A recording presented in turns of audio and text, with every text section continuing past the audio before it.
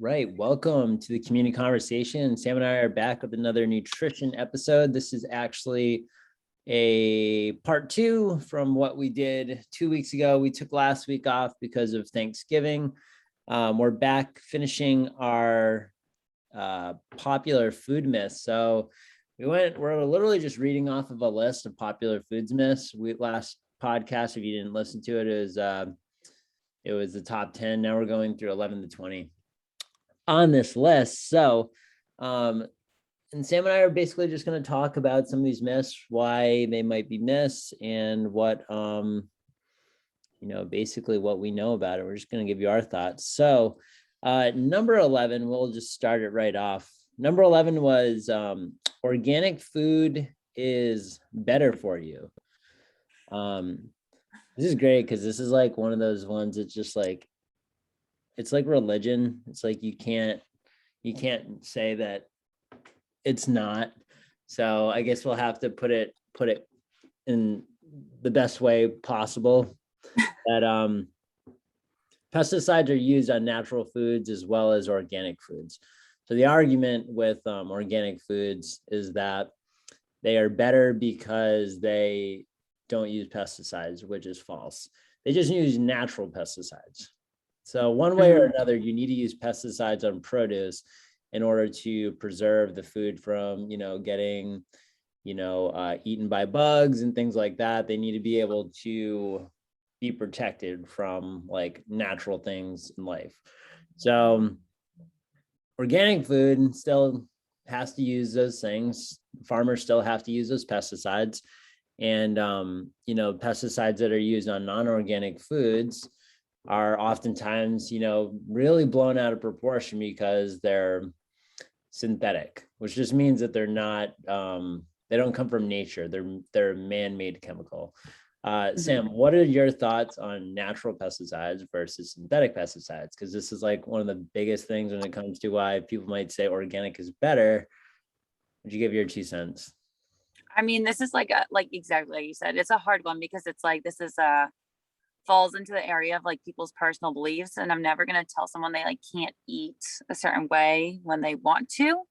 But yeah, at the end of the day, organic doesn't mean healthy. And so like when we're looking at like, okay, whichever pesticides is being used for your organic produce, it's still happening. Like it's still occurring. And if you're eating organic produce, that's awesome. If you have the money to make that happen. And if you're not eating organic produce, then that's okay too. For what it's worth, when it comes to organic foods, like the label organic doesn't actually mean that like everything that you eat is organic. Like you could be eating, I don't know, organic like rice cereal or something, and it's not actually 100% organic anyway. I think organic is one of those like buzzwords in the nutrition world that doesn't always mean what we think it means. Like organic is not synonymous with health. Yeah, I mean, I think the big thing when it comes to the organic versus non-organic argument is that some people think they can't eat healthy because they can't afford organic produce. When like understanding that organic is not inherently better for you in the sense of, the nutrient content that you're going to get from getting non-organic broccoli versus organic broccoli. It's like the saying of don't miss the forest for the trees, like focusing on getting organic without focusing on the fact that if you're eating more fruits and vegetables, whether they're organic or not, is going to improve your health. So I think that's one of the big things when it comes to the organic conversation is just like people just get caught up in like, okay, like it's like it literally is like a religious thing, is that if you're not eating organic, then you're not doing the best that you can do. And I just, there's so much that goes into, what people can afford. And if more people are eating fruits and vegetables, there's no need to stress over whether it's organic or not. It's really not going to make that big of a difference. Regardless of which kind you have, you should like still be washing it before you eat it. So yeah, for sure. Okay. So number 12, we'll move on. Number 12 is you shouldn't drink less than 8 glasses of water a day. I mean, I've never heard that exact number of whether you should drink 8 glasses of water a day. I mean, some people might need more than 8 glasses of water a day, and some people don't need that much just because they're not as active and they're smaller. I mean, I don't Mhm. know how much you want to get into this one. I feel like this falls in the like everything depends on the person, and like Right. we are never gonna tell a large group of people that they should be having a specific number of anything, because nothing is the same person to person. So like, I mean, I'm gonna tell most people and most people listening to this that you should have more than 8 glasses of water a day because you come to the gym, you work out regularly. Like staying hydrated is one of the best things you can do for your body. Um, but there are people that like 64 ounces of water is going to be a-okay for them. There's also people with certain health conditions that need to be on fluid restriction and should not be drinking anywhere close to 64 ounces of water a day. So yeah, no, this is one of those ones where I'm saying we don't make blanket statements. Some So people need 8 ounces, 8 glasses, some don't. so let me ask you that question, because that's something that I'm not familiar with, is like what type of people may not need, like it would be harmful to have 64 ounces of water. Yeah, so like pretty much the best example of this is like the cardiac unit in a hospital. Most people are on a fluid restricted diet. Um, like I don't know how much everyone knows about like hospital or John, if you've ever been like admitted to a hospital, but like when you go in, the doctor will put you on a specific diet plan. So like you would most likely be on just like a regular diet if you go in for like a broken bone or whatever it might be.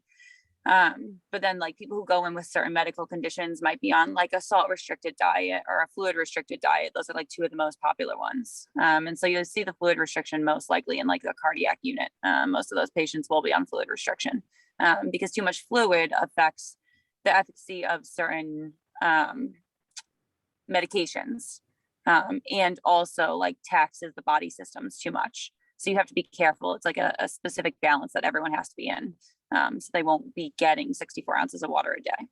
Now, is that usually like in like a like under medical supervision type of thing, or does the normal day-to-day Mhm. person, some people have like certain medications that they're on that like their day-to-day life, they have to really watch how much water they drink?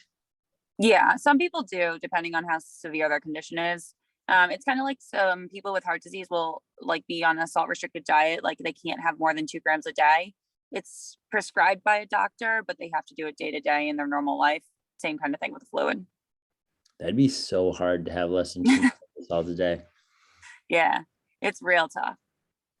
That's why Um, Mrs. Dash is a seasoning. That's where that came about. really? Okay. Yeah. All right. So we'll move on. Number 13 is carbs aren't good for your body. This is the dumbest thing I've ever heard in my entire life. I mean, I agree. Why don't you elaborate? I mean, I feel like we talk about this ad nauseum. Like your body literally needs carbs to function. Your body literally survives off of carbs. If you don't have carbs, I mean, you can last a certain amount of time, but that's your major energy source. You need carbs to break down into the sugars in your body that help you think and sleep and walk around and do all the things you need to do to be a living person. So if you don't get any carbs in your diet at all, then you're severely lacking in an entire macronutrient. That is never a good thing. Now, do you think that like this whole myth like occurred like in the early 90s when Atkins was like a huge thing, when it was all about like low carb, high fat, which is kind of recycled now. They just call it keto instead of Atkins. I think so. Well, because for a while it was fat was bad. Like, remember when that was a thing? I mean, I don't because I don't think I was alive during that. But Probably more the um, 80s, but I mean they all come around, yeah. yeah, like for a while fat was bad, and then all of a sudden carbs were bad. Like Yeah, they're not bad. They're so good for you. Carbs are like, I mean, obviously we prioritize protein, but like carbs are awesome. You need carbs. right. And then, I mean, it probably also like this myth probably also happened when, it was a big emphasis on the glycemic scale and like Mhm. the insulin spikes and all that stuff, when they've come to realize that the glycemic scale really didn't have too much of an impact on overall health. It's more of like an acute indication of what you're doing versus like a like a long-term negative health outcome.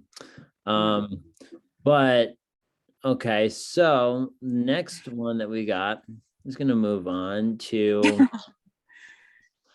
coffee will stunt your growth. Have you ever heard this? I mean, I've heard that a lot of things will stunt your growth, like weightlifting will stunt your growth, and we know that that's not true. Weightlifting is great for you. I mean, we've like talked about this like casually before. I mean, it probably is just a myth that occurred because their parents don't want their kids all jacked up on caffeine. So they probably just said like it's not going to be good for their growth development. And then some people probably just took it as is. And then it became, I guess that's how myths occur. This is how they all started, as parents just tell their children lies. And then the children never do research. There doesn't seem to be too much research on showing that coffee does stunt your growth. So, I mean, a good thing to always pay attention to if you are looking into science is that, you know, if there's a claim to be made and there's not anything to back up the claim, or there's very weak evidence to back up the claim, then it's good to keep it in mind, but it doesn't necessarily mean that it's true. Just like if there is something that there's not enough evidence on something and more evidence starts to come out on it, that's when we start to, you know, change our point of view on certain things. But until there's evidence to be provided, this one doesn't have much evidence on it.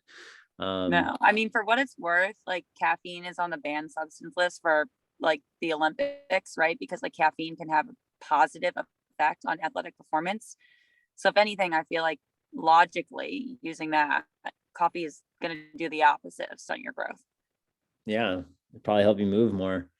Yeah. Number 15 is eating small meals throughout the day will boost your metabolism.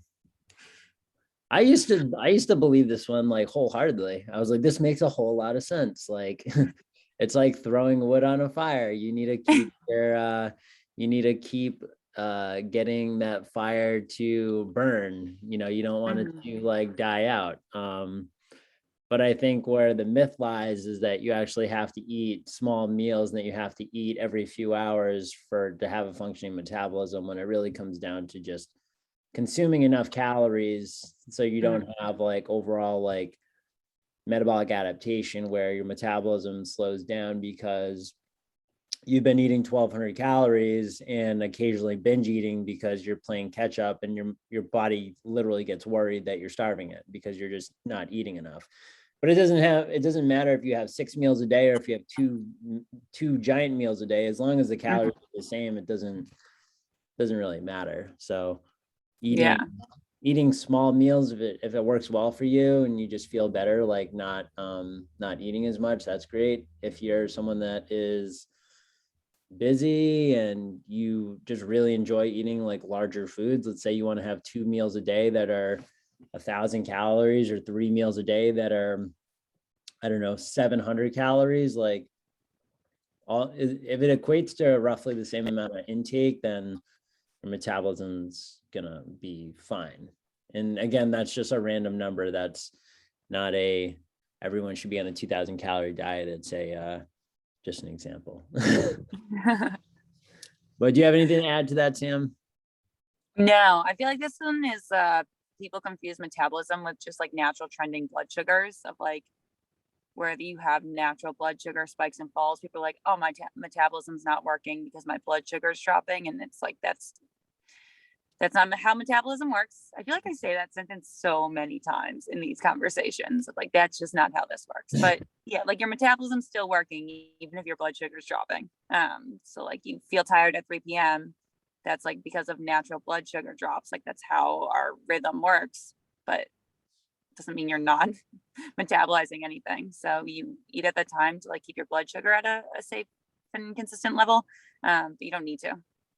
It's so true though. Like, people look at things like the acute effects of something versus like the chronic effects of something, right? So if you were to have your blood sugar go up, right, acutely, and it's stable majority of the time, then you have nothing to worry about. But if you have chronic, like high blood pressure or chronic issues where it's always like in this like not great zone, then that's more of when we have higher risk for, issues to arise. But I think people look at things like acutely a lot. That's like almost like every documentary that does a test, they're like, okay, like this person like ate this and their blood sugar went up, or they ate this and something happened, when it was like, okay, but if you measure it for like 2 weeks and they ate that, did they have health outcomes, like anything negative? Like, no.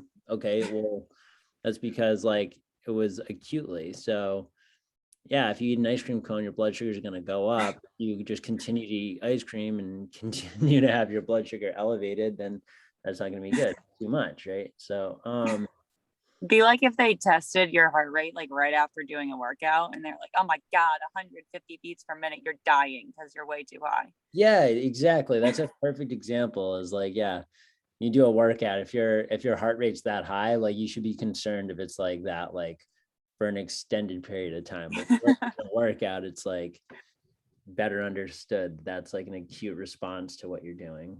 That's a great example. All right, number 16 is eggs raise your cholesterol levels. Sam, I'll let Stupid you fad take diets. this one. What's that? I said again with the stupid fad diets where someone said that eggs were bad for you, and then here we are, You love 30 documenting. years later. How do you feel about this one? I mean, there's two different types of cholesterol. You have your LDL and your HDL. You want to have a balance of having enough like polyunsaturated, monounsaturated, and then having like saturated. You don't want to have like the majority of your diet come from saturated fat, which eggs have some saturated fat in them. They also have some unsaturated fat in them. So the yolk in the egg, which does, contains cholesterol, but the egg also contains protein and other nutrients in them. So to just look at like the one thing of like the cholesterol to be to be something to be overly concerned of, you got to look at like your diet as a whole.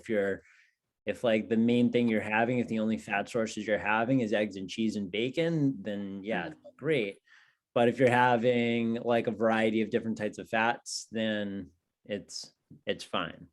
I mean, there doesn't seem to be too much issue. I mean, there's so many people that have like 5-6 eggs a day that are completely healthy, right? Like some people have a lot of they have like 4 eggs a day for breakfast, but their cholesterol is fine because they exercise and they eat a lot of fruits and vegetables, and the majority of their diet is well rounded. So looking at any food in just like isolation is like, you have to put more context behind it. If you were to say ice cream's bad, or if you were to say eggs bad, you got to put more context behind like, okay, well, how is it actually bad? What are your thoughts on this, Sam? Eggs and cholesterol. I feel like this one's such a hot topic, but like it's always a hot topic, right? Like I get emails in my inbox from the Academy of Nutrition of just like the latest updates in like nutrition research on a daily and like sometimes weekly, depending on how much new stuff is coming out basis. But I feel like at least once a month, there's some new article about eggs. And recently everything is pointing towards that eggs are not specifically raising your cholesterol. It's the total diet. Just like you said, it's not one food. It's not one part of a food. It's what do you do on a regular basis that's causing cholesterol to go up. Plus too, like when you look at studies like that, I think it's important to acknowledge that sometimes if you just survey people who eat 6 eggs a day and people who eat no eggs a day, like there's other confounding factors that could be contributing to the data, right? Like someone who eats 6 eggs a day might have a tendency to overeat, right? Or like someone who only has 2 eggs a day might be someone who like has that as a post-workout meal. So there's other factors going into it that aren't just like the quantity of food going into them that could be causing results. So everything that I've seen, especially in recent years, is that eggs are not the contributor to high cholesterol.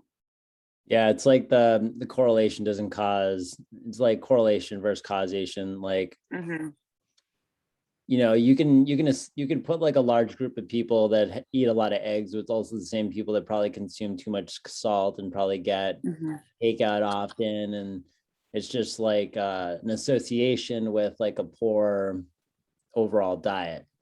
It's like if you took a group of people and you said, okay, everyone that shops at Whole Foods, we're going to go ahead and we're going to test their, you know, their health markers versus people that shop at Stop and Shop. People that shop at Whole Foods are already going out of their way to spend more money, and they're probably more health conscious already. So it may not be the causation that they shop at Whole Foods, might be the fact that there's a good possibility that those people aren't the same people that are not exercising and not, you know, eating fruits and vegetables. Like they're already like thinking health conscious, like they're shopping at Whole Foods, like they're probably snobs about it anyways. They have the disposable income to shop at Whole Foods, that's for sure. Yeah. All right, so it's number 17, drinking milk increases your phlegm.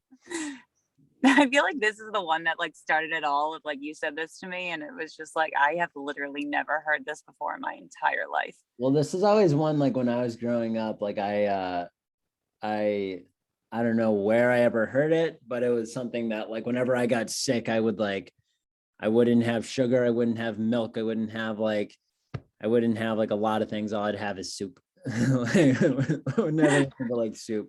I was like, soup's the only thing that's gonna fix this. So like the myth is like that that it just like increases like your phlegm, and it like doesn't help you like get over like over a cold. I literally don't know why. Let's see if there's anything on this. It says on this that there's nothing worse than dealing with phlegm, the sticky mucus that hangs in the back of your throat when you're under the weather. The good news is that the myth that milk increases the amount isn't true. According to Mayo Clinic, drinking it might make it thicker and more irritable than normal, but it doesn't increase phlegm. It just may upset your stomach if you're already dealing with that type of stuff. But it says it has, that makes sense. It doesn't cause phlegm. I don't know why, where that one even started. I don't know. Maybe someone that was like really clever, just like, yeah, let's start saying that. All right, number 18. I'll let you take this one, Sam, because this one's brown sugar is better than white sugar. Why is that? Why is that a myth? I don't know where people got this idea. I'm assuming that it's because they think that it's less refined than white sugar. But brown sugar that you find in the grocery store is literally refined white sugar plus molasses. And for those of you who don't know, molasses is just sugar. So yeah, but what about raw sugar versus white sugar? I mean, sugar is still sugar. It's like this whole thing of like, you don't want to eat processed foods, or like you only want to eat organic. Like all of your food is processed. I'm sorry to say that everything that you eat is processed, unless you are literally growing your own carrots in your backyard from a seed, which has been processed for you, into a nice packet. Everything we eat is processed. So whether it's white sugar or brown sugar being processed for you, like it's still sugar. Your body doesn't really know the difference. If you're comparing it to something like white rice versus brown rice, where like you strip off part of the grain to get white rice, like then that's a little bit of a different story, because there are different nutrients in like the bran and the germ and the endosperm, like the components of rice. But when it comes to sugar, like sugar, like it's still the same 16 calories per tablespoon or whatever it is. And your body perceives it the same way. So you mentioned brown rice and white rice. I know that some people listening might be thinking, well, does that mean that brown rice is better than white rice? No, I mean, brown rice is just basically like the shell is still on the seed, is the simplest way to explain it, which means that there's like a couple extra nutrients. Like fiber. Yeah, but the thing is, white rice is fortified with other nutrients that aren't necessarily in brown rice. So I see them as interchangeable. And you should choose your rice based off of what goes best with the dish that you're making, not because you think one is healthier than the other. Yeah. So when you go to Chipotle, like, make sure you choose correctly. All right, number 19. You can't get enough protein on a vegan or vegetarian diet. You I'll can go I'll ahead, John. I'll start this one because we talk about this a lot, and I think that people misunderstand sometimes what we're saying. You can get enough protein off a vegan and vegetarian diet. It's just the fact that it's sometimes more difficult, especially if you're like a novice to eating vegan or vegetarian, that it's harder to get enough protein because you have to eat a larger quantity of food, which some people already have a hard enough time eating more food. So they're either going to have to supplement by having more vegan or soy-based type of proteins, like pea protein or soy protein. They're going to have to supplement more in order to go ahead and get enough protein, or they're going to have to eat a larger quantity of things like black beans and quinoa and tofu and things like that, which comes with more than just protein. It also comes with carbohydrates. So it depends on it's not that you can't get enough, it's that it's sometimes not as practical to get enough protein without just having like a little bit of, let's say eggs and yogurt could just make it so much easier to have enough protein, and that would still fall under vegetarian. I just think vegan is like a lot harder, but it's totally possible. You just need most people would probably need to have a shake or two a day. Like that'd have to be like a regular thing that they have in their diet, or they're just not going to get enough. What are your thoughts, Sam? Yeah, like you said, it just takes more planning, right? It's a little bit easier, especially like with the like Western diets that we're used to like cook up a chicken breast and get your protein in at dinner time. Versus with like vegetarian or vegan, it's not that you necessarily need to replace that with something else. It's just that if you take out like a chicken breast and you have like a potato and some vegetables, then there's minimal protein in that. And so you don't want to have a strictly carbohydrate meal, because having a balance of all the macronutrients in a meal is, one, more satiating, and two, better for you in the long term. And I think the thing with vegetarian and vegan diets is that it opens you up to more nutrient deficiencies. So like you said, like it just requires more planning and having a better awareness of the food that's going into your body, because you don't want to be lacking in B12, which is like the primary nutrient that's going to come from animal proteins that's not found in other versions of proteins that don't come from animals. So it's like going to require supplementation, and it's going to require planning. And it's like, honestly, probably getting your blood checked on a regular basis, especially if you're fully vegan, to make sure that you're not deficient in more vitamins than you need to be.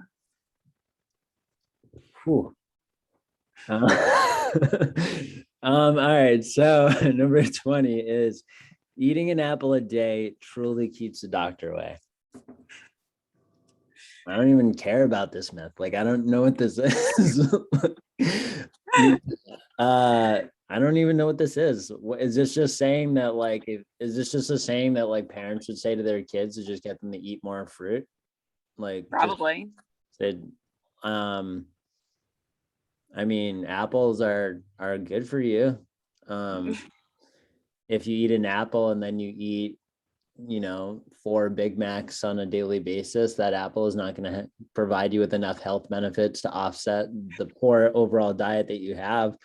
So I don't really know if there's too much more to this, except that there's no foods that's inherently going to be good for you in itself. Like it's about the context of your diet as a whole. If you have, just like the myth of like, I wish this was on the list too, of like grapefruit like burns tummy fat, or like lemon in your like apple cider vinegar. Like it's like those things, like they just like having that one thing in your diet is not going to make you healthy, or having that one thing that you would consider unhealthy in your diet is also not going to make you unhealthy. So what I mean is, like, if you have an apple in your diet, It's not going to mean that everything else in your diet doesn't matter. Just like if you have an ice cream cone, like everything else that you're having, all the fruits and vegetables and exercise and everything else, like that doesn't matter because you're having that one thing that is like not the most nutritious thing. It's more about like your diet as a whole. I mean, do you have anything to add for this apple one? Because I don't really, it just kind of pissed me off. I don't really, I don't really know why this one. I feel like there's a lot of other better myths than that one. Yeah, I think like literally every single one of these boils down to, why do people think that it's not one specific food that's going to make or break your diet? Yeah. And like when I say diet, I mean like what you eat as a whole, not like go keto. Like diet just means the food that you put in your body. And you should eat a variety of foods that includes fruits and vegetables. Don't get me wrong, like don't not eat an apple because we're saying that this myth is stupid, but like eat apples and also eat other fruits and other vegetables and lots of protein, and carbs are good and fats are good. You need to eat all of the macronutrients in varied ways to stay healthy. And that's like what literally all this boils down to. Yeah. And exercise and, and exercise and sleep drink well water and sleep. Take care of your and mental minimize health. your stress. Yeah. Stress. Yeah. You know, get outside. Like there's there's so many things that go into like just an overall just health in general than even just what you put in your mouth. Yeah. But guys, if you like the myth episode, let us know.